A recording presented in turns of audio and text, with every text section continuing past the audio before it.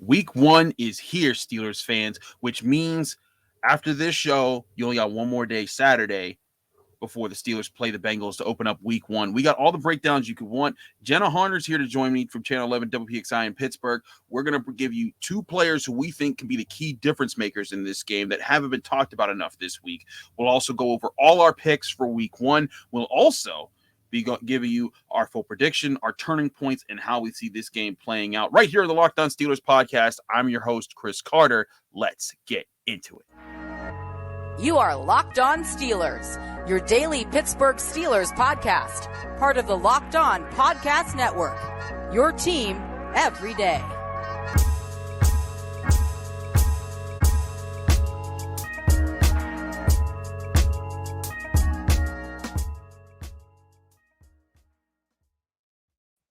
And welcome to the Locked On Steelers podcast. I'm your host, Chris Carter, bringing you your daily dose of all things on the Pittsburgh Steelers. As always, you can find the show on Apple, Spotify, Google Podcasts, Odyssey, and YouTube. If you're watching this video on YouTube, hit the like button in this video if you enjoy it. Hit the subscribe button on our YouTube channel to get all of our daily Monday through Friday episodes, as well as our bonus content. We thank you for making the Locked On Steelers podcast your first listen every day. Today's episode is brought to you by BetOnline. BetOnline has you covered all season long with more props, odds, and lines than ever before. BetOnline, where the game starts. Jenna Harner, welcome back to the show. We're finally back in the game. We're giving picks. It's going to be an awesome day. I'm so excited. Football is back. It's been too long. Oh, it has been too long. It is week 1, finally here. I feel like we've been talking about this since the end of last season. So naturally, we're ready to rock, ready to roll, ready to talk some picks, and ready to go head-to-head again. I'm pumped, Chris. We will go head-to-head. We also do have a Pick'em League, and I will help you all find that Pick'em League. If you want to pick with us every single week, there's a way to do that. It's on ESPN. There's a link that's on our Locked On Steelers Facebook group. I also posted it to my Twitter account. I will have that up and running for you guys in a minute. But before we get to the picks, Jenna, I want to talk about two guys that I don't think have been talked about enough that in the importance of this game. Now, when I was talking to our friends Jake and James, who are hosts of the Locked On Bengals podcast, and I said a big key for this week is stopping the run for the Pittsburgh Steelers and forcing the Bengals to be one-dimensional so that you can kind of protect against one thing this week. They kind of scoffed at it. They were like, you guys are worried about the running game? Who cares about that anymore? And I'm like, I think everybody should. That's how you blew them out last time. And so, like, I was like, okay, that's interesting. But I do think that this is a big part of what the Steelers wanted to do so that they could allow their pass rush to take over the game. It's different for your pass rush to put you in the game, but when your run defense is keeping the game controlled and then your pass rush is getting loose, then that helps you win the game, in my opinion. And Mike Tomlin talked a lot about Myles Jack and Devin Bush on Tuesday during his Tuesday press conference. He had a lot of praise for Myles Jack. He said he doesn't accept failure on his own, and he's highly critical of himself. And he also said he really liked what he saw of Devin Bush coming out of camp and how he grew next to Myles Jack, and that's why the two of them are starting next to each other. And the Steelers didn't go get someone else like they did last year with Joe Schobert. Jenna, I like the idea of Myles Jack being a difference maker, a tone setter in the middle part of the field, because if he can be the guy, defensive line has to do their thing, but if he can be the guy that takes away Joe Mixon and him and Devin Bush kind of limit the middle part of the field, I think it's the glue that puts the defense together so that the defensive front and the secondary don't have to worry about that group in the middle. No, absolutely. I mean, Mike Tomlin literally said that Myles Jack is a linebacker 24/7. He eats, sleeps, and breathes it, which is the Steelers fan, of course. That's exactly what you want to hear. But I do think that what he demonstrated throughout the preseason, I mean, what we saw throughout training camp every single day, but I just have vivid memories of what he did. And, I'm seeing the film in my head of what he was able to do against the Seahawks, what he was able to do against the Lions, the way he limited the run. And yes, there were some big plays, some big run plays. And I know that the Steelers have made that a point of emphasis. They want to clean that up. But there were plays where Myles Jack just seemed like he was shot out of a cannon. Yeah. Somehow all of a sudden you snap your fingers and, oh, wait a second, like he's getting to the running back for a loss of 2. It was those types of plays that you look and you're like, oh yeah, this is why the Steelers went out and signed this guy. Like, I think he is really going to be, like you said, a way bigger impact player than I think a lot of people think he's going to be. Absolutely. I think that's the element of this is that the way that he impacts the game is that he shuts down the run, but also helps in the passing game. The Bengals went and got former Ravens and former Falcons tight end Hayden Hurst. Myles Jack isn't going to be the guy to take him away, but he's going to help with that. But if the Steelers linebackers can truly limit Joe Mixon, I think, again, it forces Joe Burrow to have to be a little bit more one-dimensional. It allows the safeties, Minkah Fitzpatrick, Terrell Edmonds, to just worry about the receivers, worry about those guys, take that part away. And then that allows the Steelers to play into their element because it also prevents the Bengals from getting those 3rd and shorts where it could be a run or a pass. But if it's 3rd and 9, 3rd and 8, 3rd and 12, that's going to allow the Steelers defensive front, Cam Heyward, Larry Ogunjobi, TJ Watt, Alex Highsmith, those guys to pin their ears back and say, we're coming, Joe Burrow. And last year, the Steelers didn't get much pressure on Joe Burrow. Part of it was because he got the ball out real quickly and they ran the ball real well. The other part is they were never down in the first place. And so I truly think a big part of this is stopping the run. But Jenna, who's your X factor guy that hasn't been talked enough this week about that he could be the game changer for the Steelers to get a win? Well, when you and I were talking about this before we started recording, it seems like the obvious answer is Mitch Trubisky. So I'm going to kind of put that one aside, noting, of course, that's an obvious answer. I think Najee Harris, and some people are going to be like, well, Jenna, that seems like an obvious answer too. But the Steelers need to get the run game going, much like they need to stop the run against the Bengals and limit Joe Mixon as much as possible. They need to get the run going against this Bengals team so that your offense can be two-dimensional and you can take some pressure off of Mitch Trubisky and say, hey, look, we know that Najee is very capable. This also comes down to if Najee is performing well, ideally, your offensive line is holding up and they don't have to go out there and be phenomenal. And they don't have to go out there and be 100% perfect, but your offensive line is playing well enough to let you establish the run, to create holes and create gaps for Najee Harris to have some of those big explosive plays. And now I'm not saying every single run he's going to have is going to be, 35 yards, but if you can get him kind of going consistently where he gets 5, 6, 7 yards on a carry and isn't getting stuffed and, going for 1 or 3 yards in certain situations, then I think this shows that the Steelers offense will be in this game, unlike a lot of people who are counting them out already. I agree. I think that there's definitely an element there that if Najee Harris gets going, and the Steelers tried to get him going last year, the Bengals were the first team that he got over 100 all-purpose yards against, and in fact, he had over 100 receiving yards because they targeted him 19 times. He got 14 of those passes, but all those passes were dump downs, check downs that Ben Roethlisberger threw, even when there was no chance of really getting a first down, and that's not what the Steelers want to do. They want to get him the ball in situations that are advantageous to Najee Harris, winning situations, moving the sticks, keeping drives alive, and make it so that, hey, the defense doesn't have to be out there for 80 plays the way they were a lot last year. Absolutely. I mean, I just go back to that game. I vividly remember in the locker room, Cam Heyward being incredibly frustrated with just the way that run defense played last year. And I think the Steelers are like, yeah, well, there's no way in heck that we're going to repeat this by any means. So I think that is going to kind of be twofold, where it's going to depend a lot when it comes to the Steelers defense and can they stop the run. But as we've talked about all offseason for the Steelers offense, getting the run game going. And even you could talk about that well into the start of last season when they drafted Najee Harris. They have a big vision for him. They know what he's capable of. Now the offensive line and the offense has to execute so that he can create those plays, those big splash plays, as Mike Tomlin calls them, that we know he's incredibly capable of doing.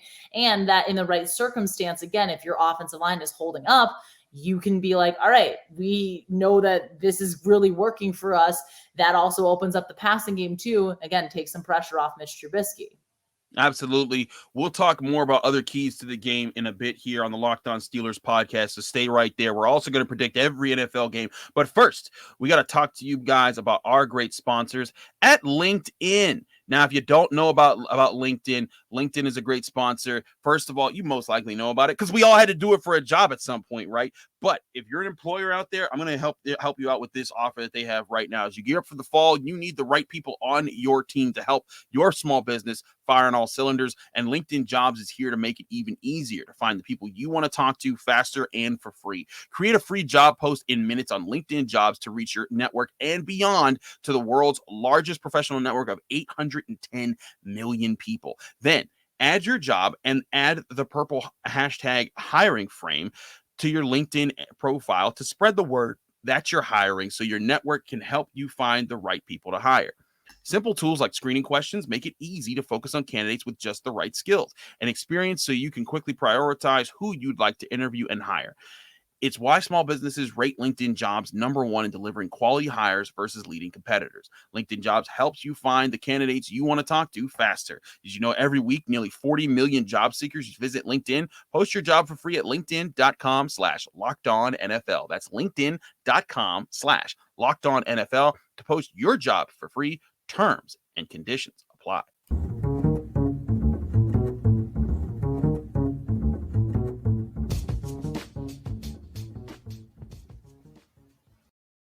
Back here on the Locked On Steelers podcast, I'm your host, Chris Carter, here with Jenna Harner from Channel 11 WPXI. Jenna, let's get into the picks this year. Now, for those who remember, if you're a fan of the show from last year, we did a whole thing. We had a sponsor, Run Your Pool. They're not sponsors anymore, so we're not doing it with them.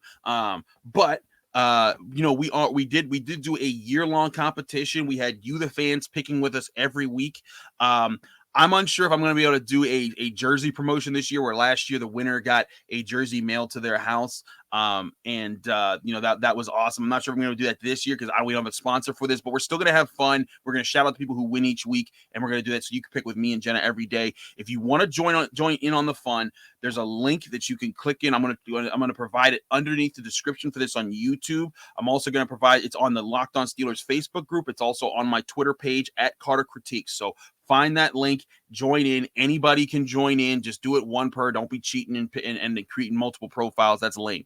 All right, Jenna, last year I beat you. It went down to the wire. I think it came down to the Super Bowl pick even last year. I think it did. I think it was one game. So you beat me by one game. It was by one game. It was the closest ever.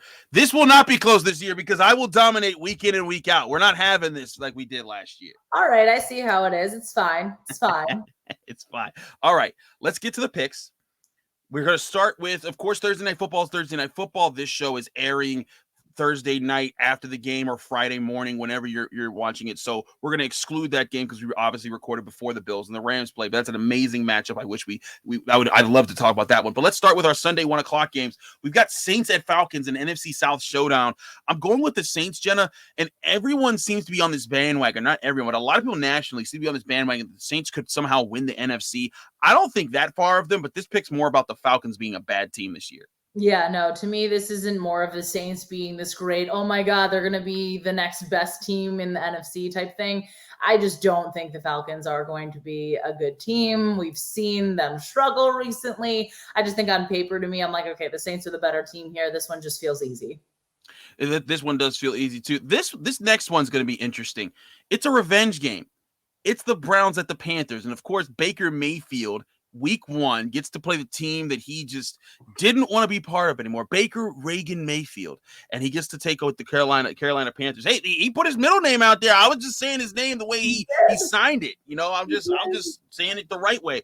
But the Panthers are hosting the Browns. This is the first time the Browns will be seen without Deshaun Watson this year. I have the Panthers winning at home. I just think that the Browns, there's a dark cloud around that organization this year with the Deshaun Watson stuff. They may say, oh, we're going to unite around it. It's Cleveland versus the world. I'm sorry.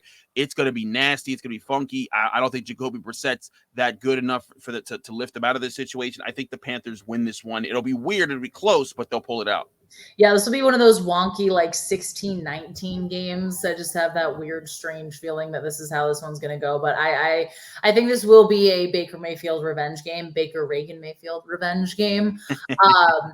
And I think, again, just everything following the Browns right now is just not great. Going on the road this year, they are, in my opinion, they are what the Houston Astros were supposed to be in 2020. It was supposed to be the, like, anytime you walked into a stadium, you were just getting booed and all that. I don't envy that in any way, shape, or form for a plethora of reasons. But yeah, I just don't see it being a good start at all for the Browns. And I think they have the most consecutive opening day losses. They're at like 17 in a row right now. I think it's going to continue. I'm with you on that. Now, this is an interesting game. I think it's going to go. I've been very high on the favorites this week. Niners at Bears. Justin Fields gets his second year. He gets his chance to he's had his feet wet now. They're going to see if his offense has adapted. But the Niners are coming off a really strong season. Trey Lance, it's his first game. I'm going with the Niners. I think that they're going to be able to do enough. Their defense is why I'm picking them. I think this is not going to be a high-scoring game, but I do think their defense will do enough to Justin Fields that'll get them a win.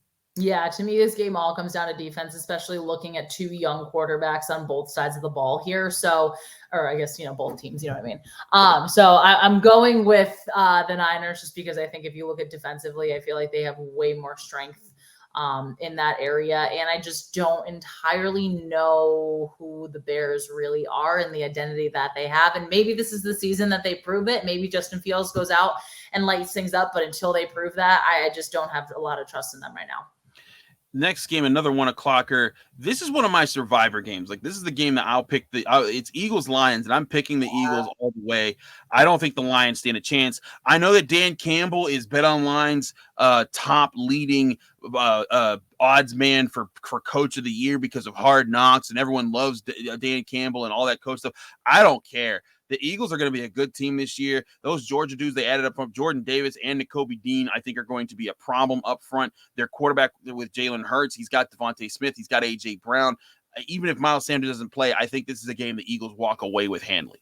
Everybody loves coaches when they're winning. And I think that's what fans are really going to realize about Dan Campbell and the Lions pretty quickly. I'm with you because defensively, the Eagles are just seemingly like a monster. I mean, again, Jordan Davis alone, I was on the Jordan Davis train. The Steelers should draft him if they had the opportunity. Obviously, he went a lot higher than where the Steelers were able to pick.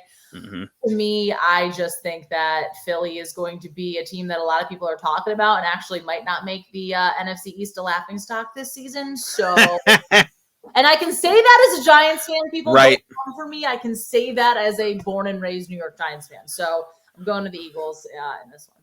Wow. So a Giants fan giving Philly some respect. Is that something that your Giants friends are going to come back at you on? No, because there's just no hope. There's no hope. Yeah. Well, that's the Giants. I'll tell you why I'm not picking the Giants.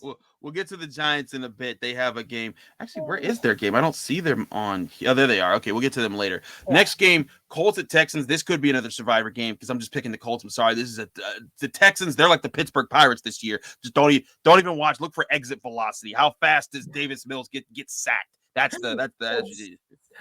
exactly it. Not to mention, I think that Matt Ryan is going to be a really good fit for the Colts. I think the Colts are going to surprise a lot of people. They were, a win and potential non-overtime game away from a trip to the playoffs last year. So I think that that offensive line is phenomenal, obviously with Jonathan Taylor and what they're going to do. I don't even think they're really going to have to look to Matt Ryan to say, hey, we need you to take over the game here in this one. But yeah, I'm going with the Colts here.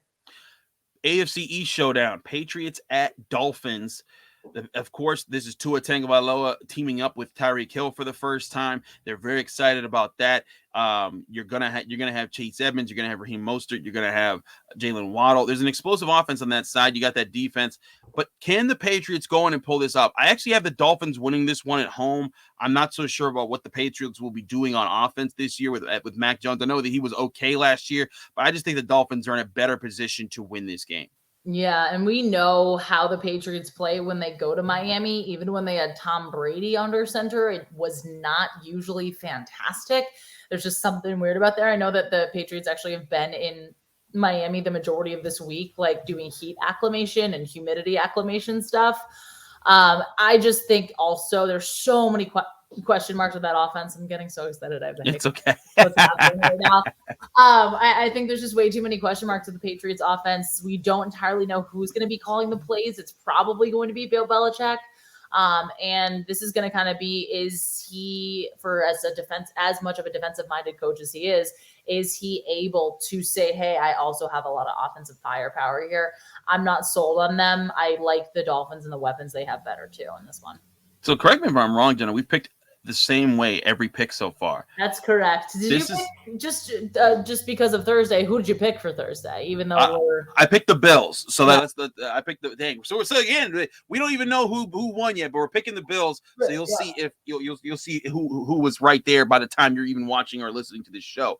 All right, another revenge game, and this could also be a survivor game. Ravens at Jets, because Joe Flacco is starting for the Jets, and my goodness, there's excitement that Baker Mayfield's going to be playing the Browns. I think there is no way Joe Flacco leads these Jets to victory. The Ravens are going to demolish them. It's going to be ugly. Lamar Jackson's going to be dancing and scoring touchdowns everywhere. The Jets, maybe someday, will get it right. This day will not be it. I completely agree with you on this, especially because I'm so intrigued to see how the Lamar Jackson contract situation is going to play itself out, but he's going to be playing really angry no matter what happens. He's either going to be playing, oh, I got my money, I got my contract, I'm going out there and celebrating and showing you why you needed to pay me that money, or he's going to go out there and say, yeah, this is why you need to pay me this money. So I just am so intrigued with that whole situation, but the Ravens to me are a much better team. The Jets right now are the Jets. No, they are the Jets. Jets lose. Jaguars at Washington Commanders. I've gone back and forth about this one. I really like Trevor Lawrence. I really like Travis Etienne. I like the weapons they have, but the Commanders have that defense. And Jenna, I just don't know. I'm going with the home team, though. I'm going to say the Commanders find a way to win this game. I know Carson Wentz is their quarterback, and my goodness, me picking Carson Wentz to win anything is just terrifying in my brain. But I think that them being at home, I know the Jaguars, there's exciting new pieces, but they got some building to do, and I think that Washington defense holds up for the win. Who you got? Chris, we have our first difference. Let's go. There it is. I'm going the Jags because this one, same kind of thing as you. I was going back and forth so much. This feels like it's going to be a really close and honestly probably a really entertaining game. Mm-hmm. I like Washington's defense, but I think with what we saw from Trevor Lawrence in the preseason game when they played the Steelers, I was impressed. There's a lot he is built on from last season.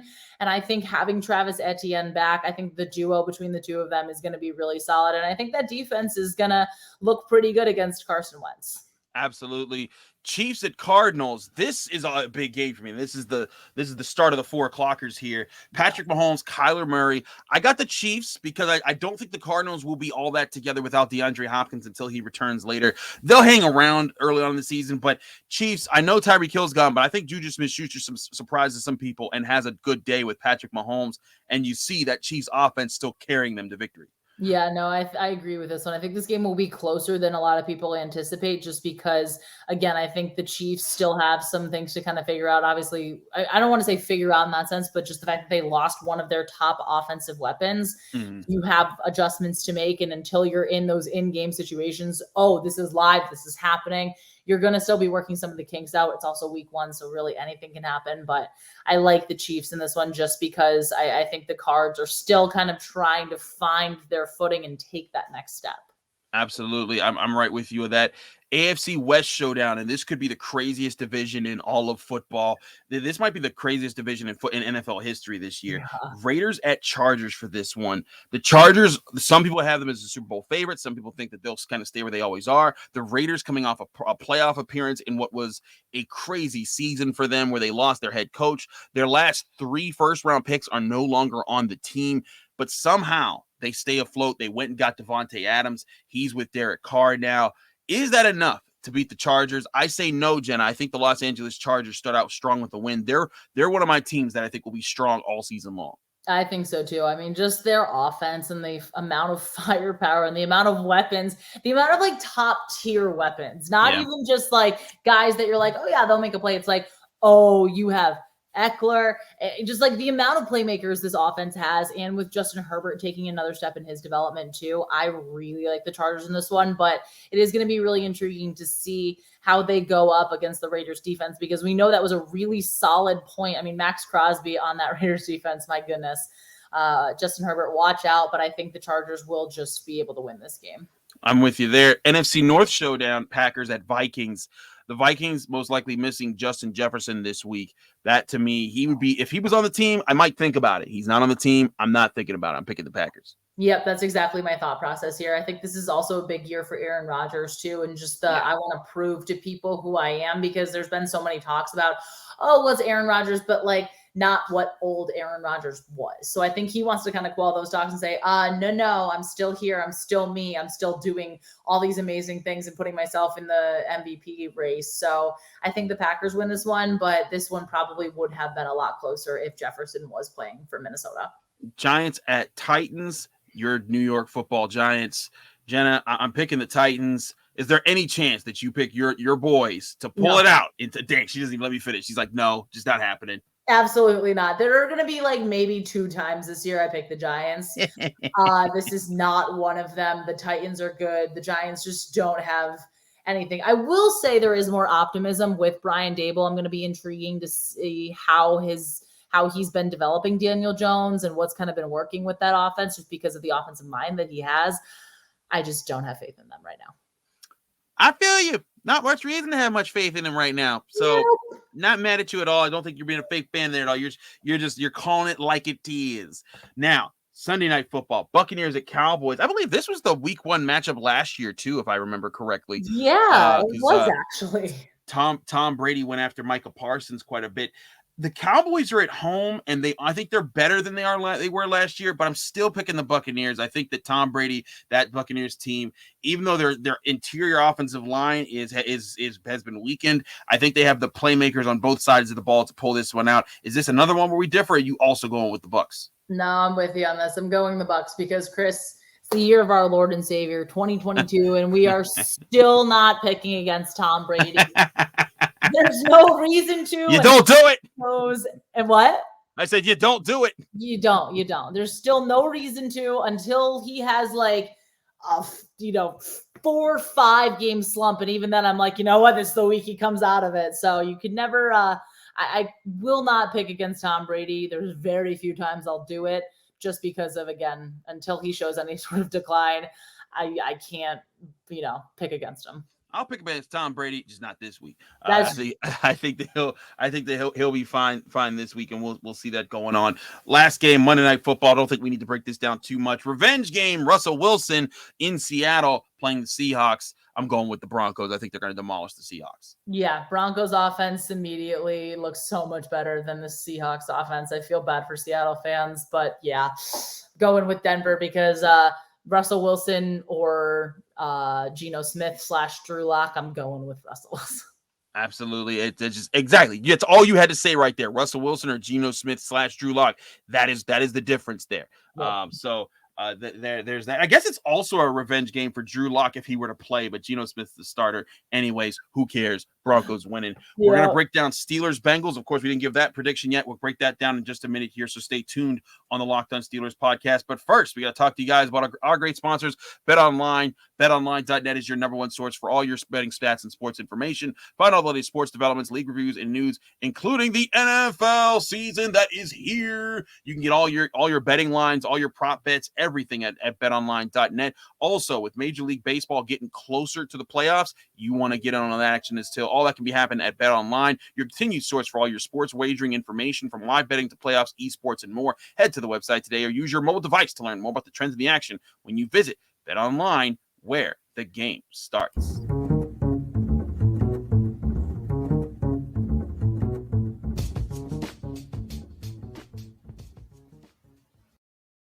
Back here on the Locked On Steelers podcast, I'm Chris Carter. She's Jenna Harner. All right, Jenna, you picked all those games. Back to the Steelers-Bengals game. Now, Jenna, this is a big opportunity for the Steelers to yet again face a major AFC opponent. Last year it was the Bills. They weren't AFC champions, but they were AFC favorites last year. They went into Buffalo. They beat them in their house. Upset. It was one of the biggest upsets of the year, and it was just in week 1. This year they go into the Bengals' house. No Ben Roethlisberger. The Bengals are going to be dropping down their AFC champion banner. They're going to be celebrating that. I think Zeke's sneaking in to get into the show behind you. We have an excited dog. Zeke just wants to talk about the Steelers.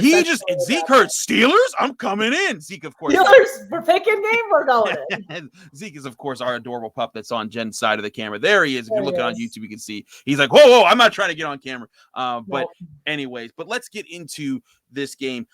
Jen, give me your prediction, your score prediction, who wins, and give me the turning point that we see how this game unfolds as this game plays out. I think this game is going to be a lot closer than people anticipate, and strictly because it's week 1. You can look at so many different factors. The Steelers offense, they have a new quarterback. They have more mobility under center. You look on the flip side, Joe Burrow missed some of training camp because of his appendectomy. So there's a lot of factors that can play in here. But for me, I do think the Bengals are going to win just because I'm sorry, Steelers fans. It's going to be close. They're booing you in the YouTube comment section now. I know, it's fine. But it's going to be closer. I think it's going to be 28-24 24-20 Bengals. Oh, okay. 24, yeah. Since he's going to win 24-20, I think what it's going to come down to is a drive for the Steelers that stalls out, that they're only able to get a field goal. They're going to be hanging with Cincinnati. It's going to be back and forth early on. Steelers offense is going to look good, marching down the field, have a couple bad penalties, some sort of miscommunication among the offensive line that potentially could lead to a sack or something along those lines. They have to settle for the field goal instead of potentially having the touchdown. I think that's going to be the turning point where they're going to be hanging with the Bengals right there, and they're just not going to be able to get over that hurdle. And I think it's going to give a lot of Steelers fans excitement to say, okay, we started here. Yes, it was with a loss, but there were problem areas we were concerned about. The offensive line holds up a little bit more than I think people are going to expect it to. I think they're going to be able to stop the run more than people anticipate. But I just think on paper right now, the Bengals are the better team. Anything can happen week 1, so you never know. I mean, last year the Bills were the better team and the Steelers came out and pulled up a big upset. But I just realistically think the Bengals, they're the defending AFC champs for a reason. I think they're going to pull this one out. So, Jenna, it's funny because yesterday we had James Rapine of Locked On Bengals give his prediction. He gave the same exact prediction that you did, 24-20 Bengals. It seems to be a number. And I told him, hey, I'm not going to pick 24-20 because that was going to be my pick. I love the 24-20 number. I went for something obscure like 26 to 19 just to be different. I'm not doing that today, though. I'm staying with my chest out here on the Locked On Steelers podcast. It's not really out because I'm in my polo. But I'm saying with my chest out here, Steelers win 24-20. Whoa. For the exact opposite reasons that you said. You said the Steelers are going to stall out. No, I think it's going to be the Bengals that stall out. And here's the turning point that I see coming in this game. I truly think the Steelers defense, it won't be shut down the run. It will be limit the run. They will limit Joe Mixon. He won't be able to take over this game. It'll force Joe Burrow into some more predictable situations. And I think in those spots, there's going to be some mistiming opportunities. And that's where the Steelers defense is really going to capitalize. This offensive line, everyone's excited about it. Lyle Collins, PFF ranked them in the top 10. To me, I'm putting it on. I'm saying PFF, you have now issued a curse upon the Bengals offensive line. They're not going to be top 10. They're going to be very middling. And TJ Watt picks off middling offensive tackles all year long. I think he has a big game, 2 sacks, a forced fumble that leads to a touchdown or an interception. He helps create an interception that gets the defense a score. I do think the Steelers defense gets on the board. And then in the final drive of the game, Bengals driving down the field and Joe Burrow under pressure, much like the Super Bowl, makes a costly mistake. It might be a Minkah, and I say it's going to be a Minkah Fitzpatrick interception to close things out. But I say the Steelers start the season 1-0. So there's our big difference there, right there, Jenna. We got a few differences. So just to recap, I believe you picked the Jaguars, I picked the Commanders, and I think every other pick we went the same until Steelers Bengals. So those are the 2 games that you and I have to watch, buddy. Ooh, I'm ready. Bring on the W week 1. We will certainly find out here on Sunday and Monday because there's Monday Night Football. But I'm so glad that football's back, Jenna. This week we can actually go back to our normal schedule. This is awesome. I'm having so much fun. Thank you, Jenna, for joining us here on the Locked On Steelers podcast. It was a blast having you here. Let people know they can find you, follow you, and get more of your work. Well, Chris, thank you for having me as always, especially because we're finally talking about football. That's going to happen. That means something. What a time to be alive. It's fantastic. You can find me on Twitter at Jenna Harner11, Instagram Jenna_Harner. I will be in Cincinnati for the game this weekend, covering it.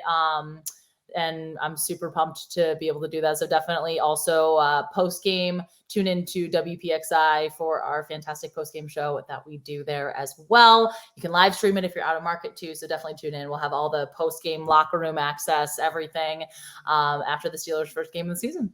Absolutely. Do check Jenna Harner out and everything they do at Channel 11 WPXI. We'll be there together Friday night talking Skylights high school football, baby. And I got to say, the Westinghouse Bulldogs and the Perry Commodores, we got City League football that we're breaking down. I love City League football. I'm from City League football. If you don't know about Pittsburgh high school football, I went to Alderdice. I love everybody's City League. I'm so excited to talk about that Westinghouse team that started off red hot this season, beating everybody in sight. But check us out on Channel 11 tomorrow night. Check this show out, the Locked On Steelers podcast on Apple, Spotify, Google Podcasts, Odyssey, and YouTube. Follow me, Chris Carter, on at Carter Critiques on Twitter and Instagram. You can also, if you want to support this show further, go on Apple Podcasts, rate us 5 stars, give us a positive comment with that 5-star rating, and you'll get a special shout out at the end of the show. Thanks so much for tuning in to the Friday episode of the Locked On Steelers podcast. We hope you had a great week. We hope you have a fun weekend. I'll be back here Sunday night / Monday morning recapping what happened with the Pittsburgh Steelers and the Cincinnati Bengals season opener. Football's back, baby. It's going to be fun.